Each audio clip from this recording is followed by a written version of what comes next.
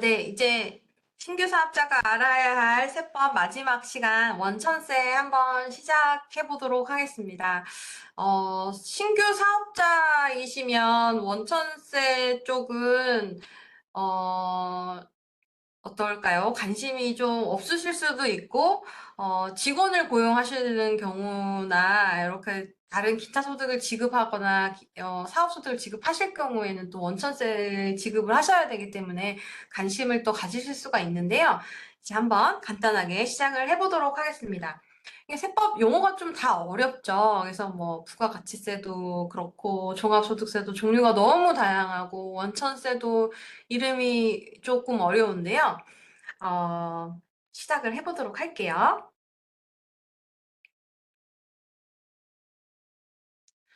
네, 원천징수라는 거는 무엇일까요? 그래서 일단 원천징수라는 정의를 좀 말씀을 드리자면, 소득을 지급하는 사람이 지급받는 사람 대신해서 해당 소득을 해당 소득을 지급을 할 때 세금을 좀 미리 좀 떼놓습니다.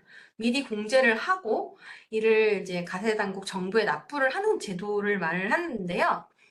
소득을 받는 사람이 세금을 직접 신고하고 납부하는 절차가 좀 아무래도 어렵기 때문에 간소화하기 위한 방식입니다. 보통 소득을 지급을 한다는 의미는 개인이라기보다는 사업자일 확률이 굉장히 높고요. 그런 사업자가 아무래도 일반 개인보다는 그 과세 절차에 접근을 할 수 있고 그 복잡성을 이제 해결할 수 있는 가능성이 높기 때문에 이런 절차를 좀 위임을 했다라고 보시면 될 것 같습니다. 원천 징수를 좀 쉽게 얘기를 하면 뭐냐? 그냥 세금 미리 떼놓는 거야. 이렇게 생각하셔도 될 것 같아요. 그래서 예를 들어서 이제 회사에서 월급을 받을 때요. 제 월급은 분명히 200만 원인데 통장에 들어오는 거는 막 160일 때도 있고 150일 때도 있고 조금씩 매달 다를 때가 있거든요. 그럼 뭔가가 지금 사라진 거잖아요. 200이 다 들어오지 않고. 그거는 이렇게 이제 회사에서 그 월급에서 소득세와 같은 세금을 미리 떼고 나머지를 지급을 하기 때문입니다. 이렇게 미리 세금 같은 거를 떼는 제도, 이렇게 떼놓는 제도가 바로 원천 징수를 하고 원천세를 징수한다는 의미입니다. 그래서 이제 이처럼 소득을 지급하는 사람이 대신해서 소득도 지급을 하는데 세금도 대신 걷어서 납부를 하는 이런 것을 원천징수라고 하고 있습니다. 그래서 이제 이 방식의 장점이라고 하자면 이제 소득 받는 사람이 이제 따로 세금 내는 건 저는 이제 신경을 안 써도 되는 거죠. 근데 떼가서 납부를 해주니까 주는 사람이. 그래서 신경을 쓰지 않아도 되고요. 그 나라 입장에서는 꾸준히 세금이 이제 들어오게 되는 거잖아요. 떼서 주고 이렇게 규칙적으로 하게 되니까 그런 쪽으로 이제 세금이 규칙적으로 받을 수 있다는 장점. 그런 게 있고요. 근데 나중에 이제 연말정산 근로소득자 기준으로 좀 말씀을 드리자면 이제 2월에 연말정산이라는 걸 하게 되는데요. 그때 이제 연천징수된 세금이랑 내가 진짜로 내야 되는 진짜 세금을 계산을 해서 그 차익 부분에 대해서 더 냈다라면 돌려받고 부족하게 냈다라고 하면 추가로 납부를 하게 되는 사후 정산 제도를 거치게 됩니다. 그래서 이제 저희 같은 경우가 사업자분들이 들어왔다라고 가정을 하고 저희 사업체에 직원이 있다라고 하게 되면 직원 월급을 주실 때 이렇게 원천세를 일부 이제 징수를 하셔놓고 공제를 하셔서 가지고 계시다가 순액만 지급을 근로자에게 하고 요 세금 떼놓으신 거는 또 세금 신고를 해주셔야 되는 의무가 발생을 하게 되는 겁니다. 네, 그래서 이제 기본 개념이라고 해가지고 여기 정리가 되어 있는데요. 원천징수 대상은 이자 배당 근로연금 기타 사업 퇴직소득을 지급할 때, 자, 여기서 지급하는 자가 지급액을 일정 금액을 원천 징수를 해야 되는 의무가 있습니다. 지급할 때 이 징수를 하지 않게 되면은 이제 가산세 지급을 떼지 않는 사람한테 가산세 문제가 발생을 하게 되거든요. 그래서 반드시 지급할 때 지급하는 자가 원천 징수를 반드시 해야 된다. 이렇게 이해를 해주시면 되고요. 일반 사업자가 에게 대금을 지급할 때는 원천 징수를 하지 않습니다.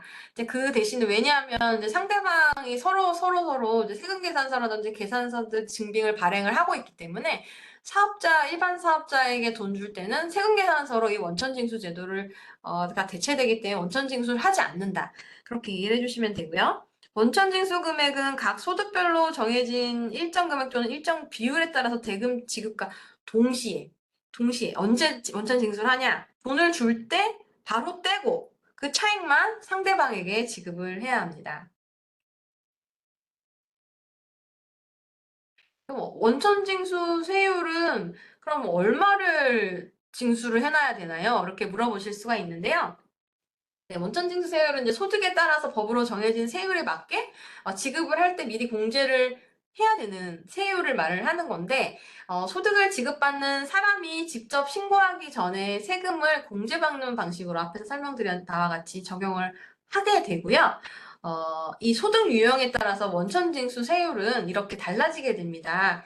주요 세율을 한번 보시면 일단 이자와 배당 같은 경우를 먼저 보시면 14%라고 되어 있거든요. 이 부분은 이제 지방소득세를 제외한 금액이기 때문에 14%에 10% 지방소득세까지 고려한다고 하실 경우에는 지급하는 금액의 15.4%를 미리 징수를 하고 차액을 지급을 해야 된다라고 이해를 하시면 되고요.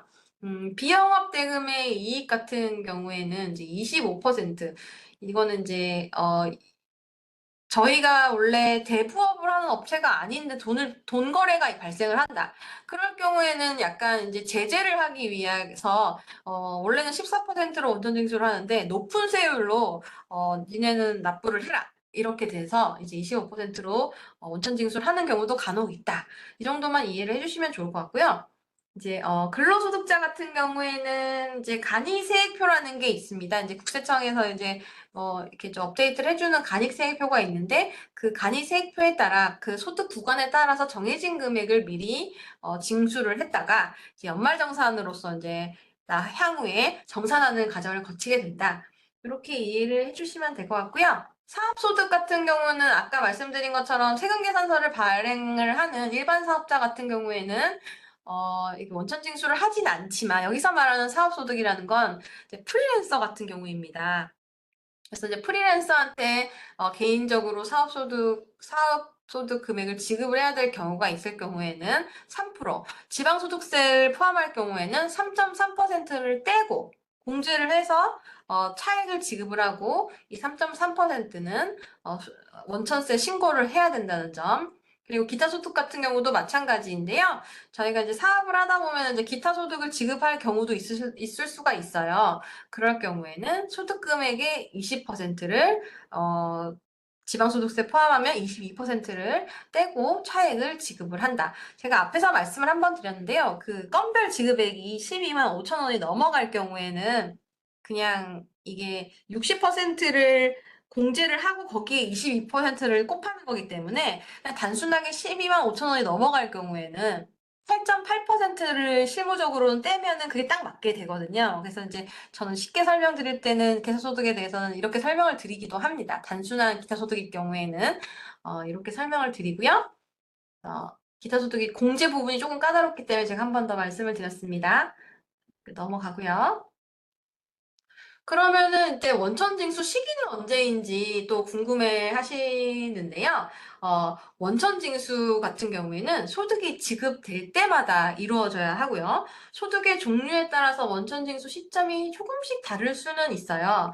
그래서 이제 그 소득 유형별로 이제 징수 시기를 조금 보자면 여기 나와 있지는 않은 것 같은데, 근로소득 같은 경우에는 당연히 이제 급여나 상여금을 지급을 할 때 원천징수를 하고 차액을 지급을 하시면 되고, 이자나 배당소득 같은 경우에도 지급을 하실 때 그냥 15.4%를 떼고 지급을 하시면 될 것 같습니다. 그리고 사업소득도 사업소득 지급할 때 당연히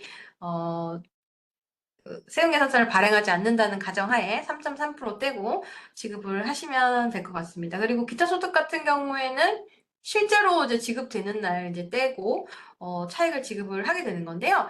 여기 이게 보시면은 이제 여기 책자에 이제 특례 적용 시기가 이렇게 설명이 되어 있어요. 이 부분은 이제 저희가 사업자인데 사정이 조금 어려워가지고 좀 이런 일이 발생을 하면 안 되겠지만요. 잠깐만요. 요 강의를 하고 또 설명을 한번 드리겠습니다. 그래서 이제 이런 일이 발생을 하면 안 되겠지만, 1월부터 11월까지에 발생하는 급여를 만약에 미지급을 했다. 그럼 지급을 안 했으니까 원천징수는 안 해도 되는 거 아닌가요? 뭐, 이렇게 생각하실 수 있는데요. 이게 특례 제도라는 게 있습니다. 그래서 1월부터 11월 급여가 미지급을 했다면 12월 말에 지급한 걸로 의제를 합니다. 그냥 지급한 걸로 보는 거죠. 그렇게 해서 다음 해에 1월 10일까지 원천세를 신고 납부를 해야 됩니다. 그리고 근데 이제 12월 급여도 만약에 지급을 못했다. 미지급했다. 그럴 경우에 다시 특례 적용을 해서 12월 급여는 2월 말에 지급한 걸로 보아서 2월 말 또는 3월 10일까지 특례분에 대해서 이제 원천세 신고를 하고 지급 명세서를 제출을 하셔야 됩니다. 네, 이렇게 이해를 해주시면 되고요. 잠시만요. 그리고 이렇게 이해를 해주시면 되고, 다음 장 잠깐 넘어가서.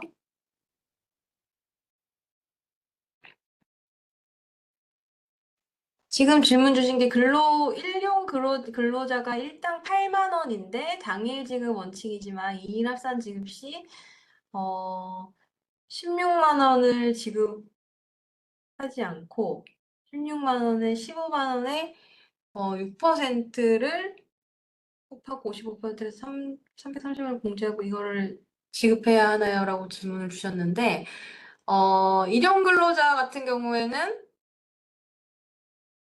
지급할 때 보통은 이제 지급을 할 때이기 때문에 요 기준으로 하게 되면은 지금 하신 말씀이 맞는 걸로 보이거든요. 지급액. 근데 지급은 보통 건별로 하시긴 하시는데 일용직 같은 경우에는 제가 요건 조금 확인을 하고 제가 한번 말씀을 드리도록 할게요. 요렇게 좀 구체적으로는 제가 지금 아직 확인이 좀 잘 되지가 않아가지고 제가 요거는 좀 뒤에 한 번 더 말씀을 드리도록 하고요. 다음 강의로 좀 진행을 먼저 하도록 하겠습니다. 그래서 일단은 그 원천징수와 지급명세서 제출 의무가 또 발생을 하게 됩니다. 그 원천징수한 달의 다음 달 10일까지 보통 원천징수 이행 상황 신고서를 세무서에 제출을 하고요. 세금을 납부를 해야 됩니다. 그래서 원칙은 원천징수하고 그 다음 달 발생한 원천징수를 이제 사유가 발생한 달에 다음 달 10일까지 보통 급여도 발생을 하면 다음 달 10일 보통 10일은 이제 급여라든지 이런 원천세 신고 납부 기한이거든요. 그 10일까지 원천징수 이행사항 신고서 그러니까 세금 신고 원천세 신고를 해라 이런 얘기입니다. 그 예외적으로 좀 저희가 조금 사업자이신데 조금 소규모 사업자이다. 그래서 직전 연도 상시 고용 인원이 이제 20인 이하인 사업장 같은 경우에 세무서에 미리 반기납 신청을 승인을 받으실 경우에는 매월 원천세 신고가 아니라 반기를 한 번에 묶어서 그러니까 1월부터 6개월까지는 7월 10일에 그리고 7월부터 12월까지는 다음해 1월 10일에 이렇게 두 번만 신고를 할 수 있도록 가능하도록 되어 있습니다. 그래서 이런 제도도 있다는 점 이렇게 한번 알아주시면 매월 또 신고를 하려면 조금 힘드실 수 있으시잖아요. 그래서 이제 이런 이제 반기납 제도라는 게 있다는 점도 한번 참고를 해주시면 좋을 것 같습니다. 그리고 원천징수 대상 소득을 지급한 원천징수 의무자는 또 다음 연도 2월 말까지 지급명세서를 제출해야 되는 의무가 있어요. 근데 지금 저희가 원천세 신고는 너무 많이 들으셔가지고 잘 놓치는 경우가 많지는 않거든요. 그런데 이 지급명세서 놓쳐서 가산세 맞으시는 분들이 굉장히 많습니다. 하물며 저희가 이제 바쁜 시즌이라고 말씀드렸잖아요. 1월부터 3월까지. 근데 이제 2월 말까지가 지급명세서를 제출하는 기간이다 보니까 이게 간혹 가다가 이게 놓쳐서 가산세를 맞게 되는 경우도 굉장히 많이 봤습니다. 그래서 요 원천징수 의무자는 다음 연도 2월 말까지는 지급명세서를 제출해야 된다는 점도 같이 알고 계시면 좋을 것 같습니다. 그래서 이제 지급명세서라는 걸 이제 간단하게나마 말씀을 드렸는데 지급 명세서는 소득 또는 수익 금액을 지급하는 자가 원천세 신고를 한 내역에 대해서 소득자별로 세부 신고 내역을 신고를 하는 거를 얘기를 해요. 그래서 이제 뭐 예를 들어서 이제 기타 소득 같은 경우에도 가세 최저한액 같은 경우에는 원천 징수를 할 필요는 없지만 이게 지급명세서 같은 경우에는 또 반드시 제출을 해야 되는 의무가 발생을 할 수가 있거든요. 그래서 지급명세서라는 거는 세금을 신고하고 납부하는 제도는 아니지만 이게 협력 의무임에도 불구하고 이걸 놓치게 될 경우에는 가산세가 부과되기 때문에 이건 항시 조심을 하셔야 되는 요인 중에 하나라고 보시면 될 것 같습니다. 그래서 지급명세서 원천세 신고를 통해서 사업자는 인건비 등 지출에 대한 증빙으로 활용을 할 수가 있고요. 사업 경비를 반영할 수도 있고, 그리고 이제 국가 측면에서는 이제 소득자별로 소득 내역이 얼마인지도 알 수가 있기 때문에 서로 상호간에 이제 좋은 제도라고 할 수가 있을 것 같습니다. 네, 이 제출은 아까 말씀을 드렸던 건데, 원천세 신고와 마찬가지로 일반 사업자에게 대금을 지급한 것에 대해서는 지급명세서를 제출하지 않습니다. 근데 일반 사업자는 여기서 세금계산서가 이제 거의 뭐 원탑인 거죠, 증빙으로서는. 그래서 이제 이 세금계산서랑 계산서가 증빙이 다 되기 때문에 지급명세서를 제출할 의무도 없고, 그리고 원천 징수를 할 의무도 없습니다. 그래서 이제 이 일반 사업자한테가 아닌 그 이외의 분들에 대해서 이제 이런 징수 의무가 발생을 한다. 이렇게 이해를 하시면 되겠습니다. 요 그림 한번 보시면요. 지금 제가 말로 주저리 떠든 건데 그림으로 좀 설명이 되어 있거든요. 원천징수 의무자가 소득을 지급을 할 때 이 원천징수 세액을 미리 이제 차감 징수를 해놓고 차액분을 지급을 하게 됩니다. 그러면 그리고 이제 원천징수 의무자는 지급명세서도 제출하고 요 원천징수 한 금액을 신고납부를 다음 달 10일까지 일반 가세자의 경우에는 신고를 하면서 이 의무를 하게 되는 거죠. 그렇다면 이 소득기속자는 어떻게 되냐? 여기에서 이제 종합과세 다른 소득이 있다라는 가정하에 이 근로소득자도 종합과세 신고를 해야 되는 의무가 발생을 하게 됩니다. 그래서 이렇게 지급 명세서까지 우리는 제출을 해야 한 사이클이 끝난다. 원천징수 의무가 끝난다. 이렇게 이해를 하시면 될 것 같습니다.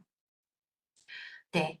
그리고 이 지급 명세서의 종류인데요. 네.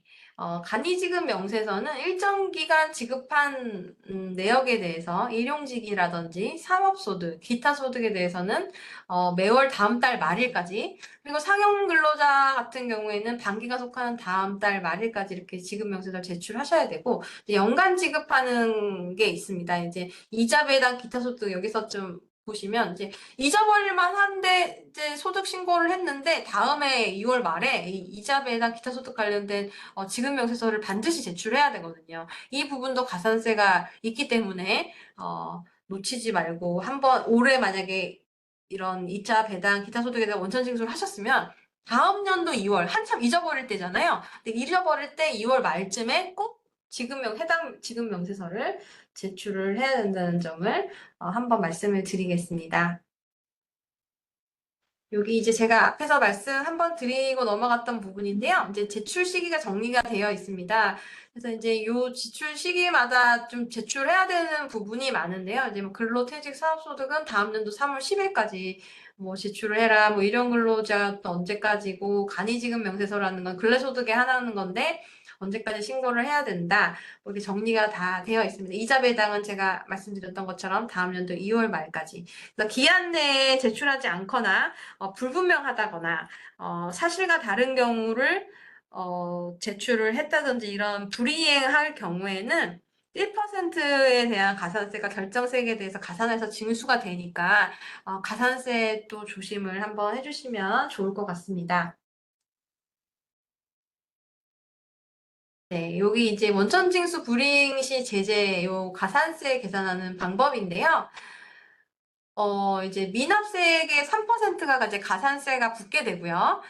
가소 미납한 세액의 만분의 2.2의 가산세율로 이제 경과일수를 곱한 금액만큼 세금이 발생을 하게 됩니다.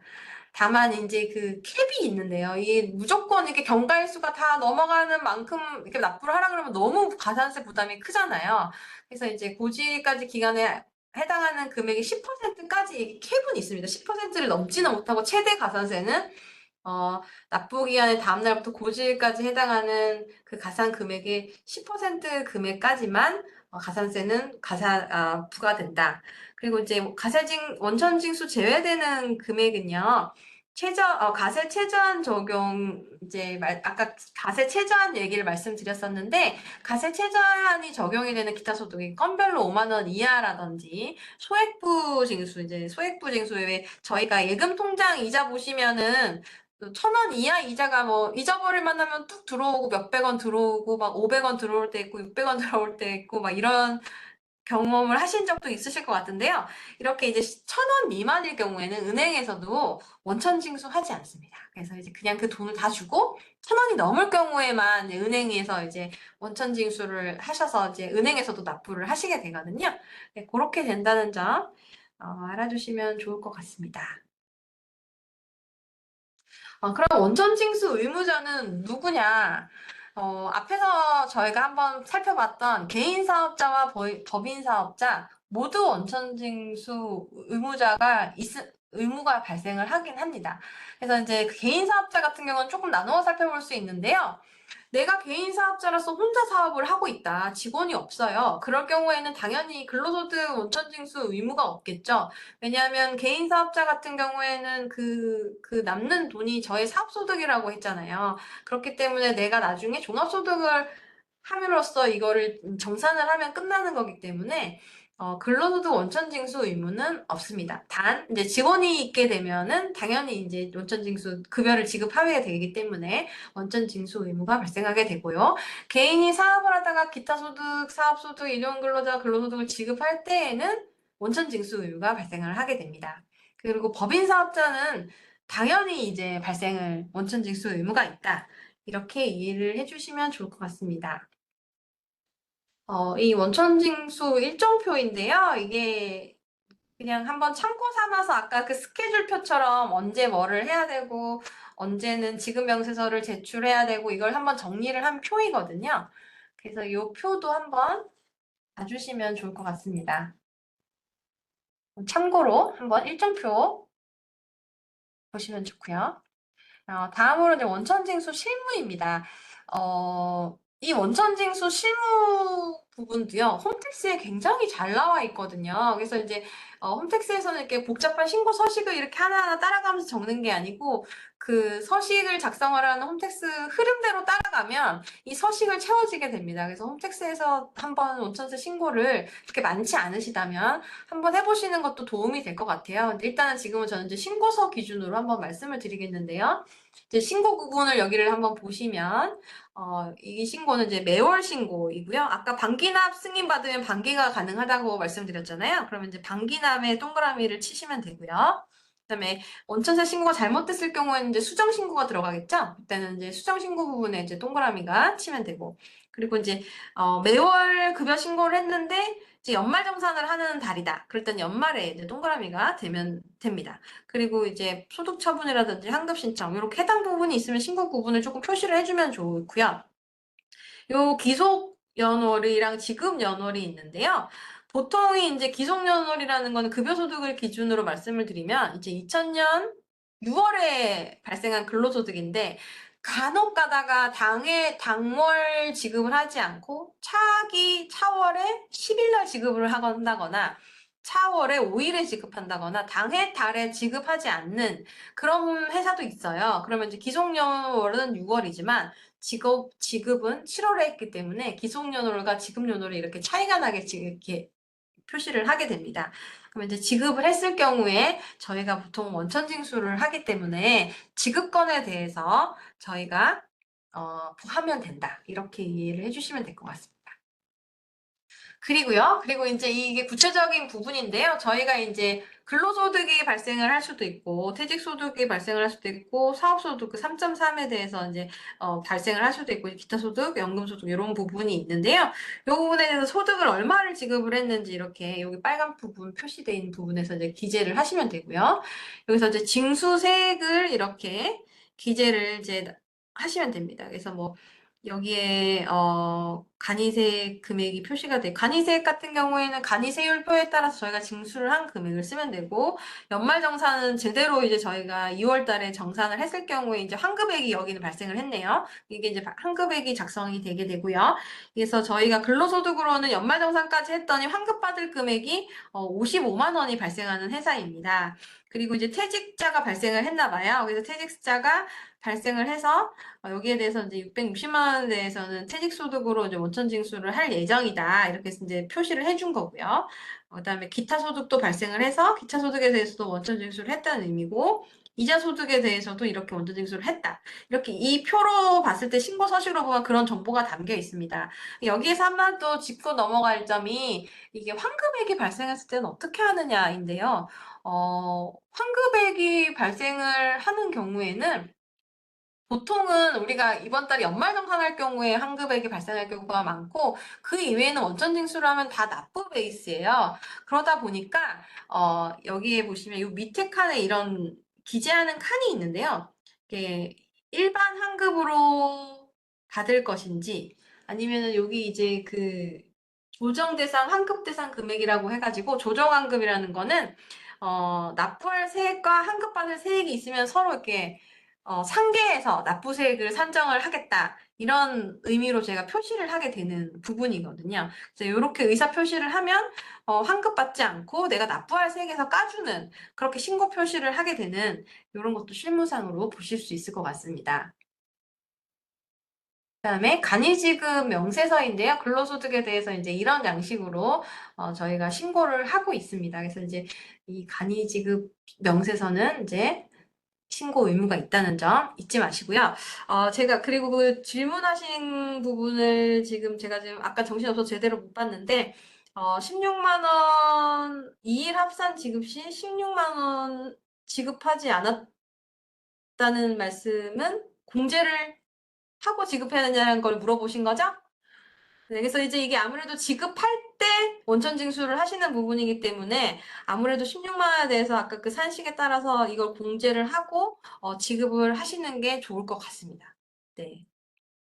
당일 지급을 아마 이거 최저한이었으면 이제 8만 원이면 아마 어, 원천 징수를 안 하실 수도 있는데, 이게 이제 지급하는 당시 기준으로 보통은 저희가 이게 원천 징수가 일어나기 때문에 16만 원, 15만 원을 뺀 거에 6%와 55%를 곱한 원천세를 이제 일부 징수를 하시고, 원천 징수 제외 대상에 속하진 않는지 이 부분은 조금 더 살펴봐야 될 것 같습니다. 1,000원 미만이요?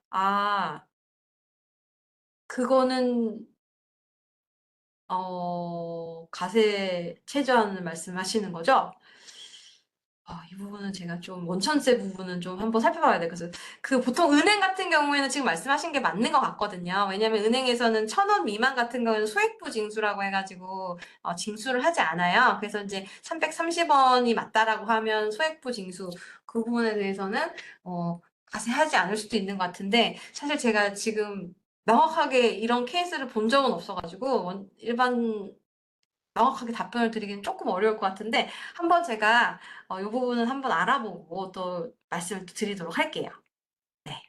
혹시 또 다른 질문 있으실까요? 오늘 벌써 지금 3시간 가까이 같이 함께 해주셨는데, 궁금한 사항이 있으시거나 하시면 지금 질문을 주셔도 되고요.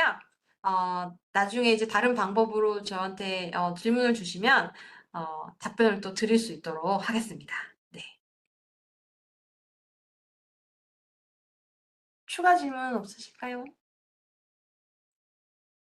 네, 없으시면 오늘 함께 해주셔서 너무 감사하고, 제가 좀 이게 기계에 좀 둔해가지고 실수도 하고 좀 어색하게 진행된 부분도 많았는데, 끝까지 함께 해주셔서 너무 감사드리고, 다음에 또 제가 기회 되면 좋은 기회로, 좋은 강의로 만나 뵙도록 하겠습니다. 감사합니다.